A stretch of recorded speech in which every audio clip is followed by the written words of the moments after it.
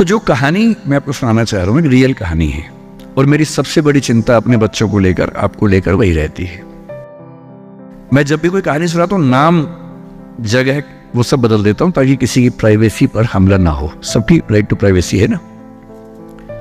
एक बच्चा था जिसको मैं जानता हूँ, बचपन से जानता हूँ, बहुत ही जबरदस्त आर्टिस्टिक बच्चा, म्यूजिक का उस्ताद। उसके घर में लगभग सब लोग म्यूजिक के उस्ताद थे। इंस्ट्रूमेंटल म्यूजिक, वोकल म्यूजिक, हर चीज में अच्छा, पढ़ने में भी ठीक, बढ़िया। और जब हम स्कूल में थे, वो मेरी क्लास में तो नहीं था, थोड़ा सा अलग क्लास में था, पर स्कूल में बहुत पॉपुलर था, being into music. I was in debating, he was into music. और बाद में उसने हमारा स्कूल छोड़ भी दिया कुछ समय के बाद, फिर वो कहीं और चला गया, फिर हमारा मिलना नहीं हुआ। उस समय ना तो व्हाट्सएप था ना यूट्यूब था, तो बाद में मिलने का स्कोप भी नहीं रहता था। जो एक बार चला गया वो चला ही जाता था उस समय। अब तो बच्चे जिंदगी भर दोस्त रहते हैं।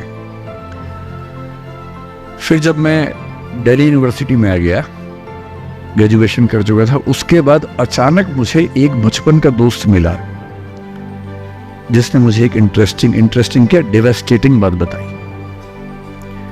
तो बात चल रही थी कि स्कूल के दोस्त कहाँ कहाँ हैं, क्या कर रहे हैं। तो बातों बातों में उसका जिक्र भी आया। तो मैंने बड़ी उम्मीद से पूछा, मैंने कहा वो तो बॉम्बे चला गया होगा, फिल्म इंडस्ट्री में चला गया होगा। तो मेरे दोस्त ने पूछा कि तुम्हें नहीं पता उसके बारे में? मैंने कहा नहीं। उसने कहा यार वो जेल में है, and he was one of the most creative students of our school. मैंने कहा जेल में क्यों है? बोले सच में नहीं पता। मैंने कहा सच में नहीं पता मुझे। बोले वो ग्रेजुएशन करने के लिए जब गया तो पता नहीं क्या हुआ, उसकी थोड़ी संगति खराब हो गई।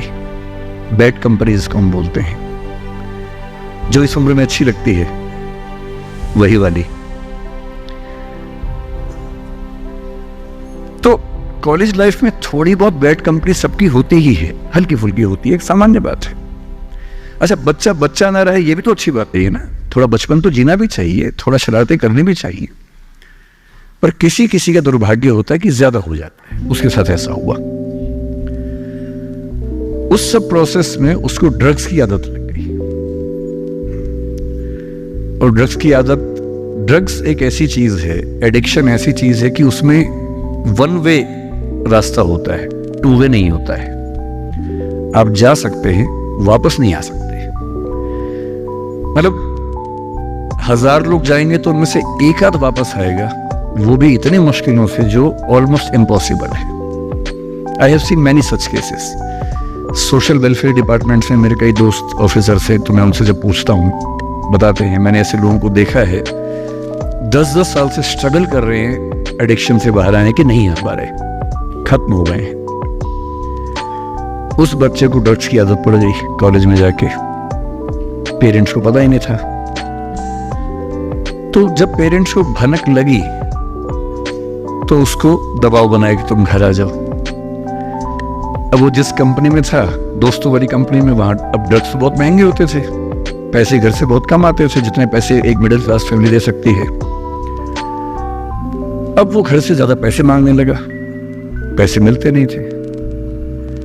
उसको अपने ही घर के लोगों पर गुस्सा आने लगा। तो एक बार वो अपने घर आया हुआ था छुट्टियों में, और वहां भी वो कुछ कुछ करता रहता था। उसके पेरेंट्स ने उसको बहुत समझाया कि बेटा ऐसा मत करो। और एक दिन इस बात पे झगड़ा बढ़ गया। भैया पेरेंट्स की चिंता समझेंगे आज से 30 साल बाद, जब आपके बच्चे इस एज में होंगे ना, आपकी नानी मर जाएगी उस समय। नानी मरना एक मुहावरा है, इसका मतलब बहुत चिंता में रहेंगे उस समय आप। और उस दिन पता नहीं क्या हुआ, एक झगड़ा हुआ, क्योंकि जो एडिक्शन के शिकार हैं उनका दिमाग उनके कंट्रोल में नहीं होता है। यहाँ तक कि जो ड्रिंक करते हैं, ड्रिंक एक लेवल से ज्यादा कर लें तो दिमाग कंट्रोल से बाहर निकलने लगता है। ड्रग्स में तो ये एलिमेंट बहुत ज्यादा होता है। और आधी रात को उसने क्या किया, उसने अपनी फैमिली के 5 लोगों का मर्डर कर दिया। मर्डर। उसने खाने में जहर मिलाया, लगभग सब लोग उससे मर गए।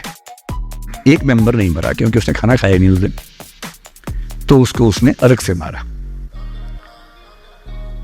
और ये बात है जब उसकी उम्र लगभग 17-18 साल की थी या 19 के आसपास रहा होगा। उसके बाद वो जेल गया। मुझे उसके बाद से पता ही नहीं कि क्या हुआ, फांसी हुई या उम्र कैद हुई या क्या हुआ, ना तो मुझे पता है ना मैं इंटरेस्टेड हूँ जानने में। मैं उसका नाम हम सब जानता हूँ एंड 1-2 क्लास स्कूल में ऐसी थी कि वो हम आसपास थे, जानते थे, पहचानते थे एक दूसरे को। मेरी सबसे बड़ी चिंता ये होती है बच्चों को लेकर कि किसी भी गलती से वो ड्रग्स में ना चले जाए। आप सबसे रिक्वेस्ट कर रहा हूं हाथ जोड़ के, कुछ भी कर लेना ये मत करो। बदमाशी करो, शरारत करो, थोड़ा इश्क विश्क होगा करो, कोई दिक्कत नहीं। किसी को चीट मत करना, ड्रग्स में मत जाना, क्योंकि इन रास्तों पे जाने के बाद वापसी का रास्ता नहीं, पूरी जिंदगी खत्म हो जाती है। एक शायर ने कहा है, बस एक कदम गलत उठाता राह शौक में, राह शौक का मतलब शौक के रास्ते पर चल पड़े थे। बस एक कदम गलत उठाता राह शौक में, मंजिल तमाम उम्र मुझे ढूंढती रही। मेरी मंजिल जिंदगी भर मुझे ढूंढती रही, कहाँ चला गया। सिर्फ एक गलती हुई थी और उस एक गलती ने कहीं का नहीं छोड़ा।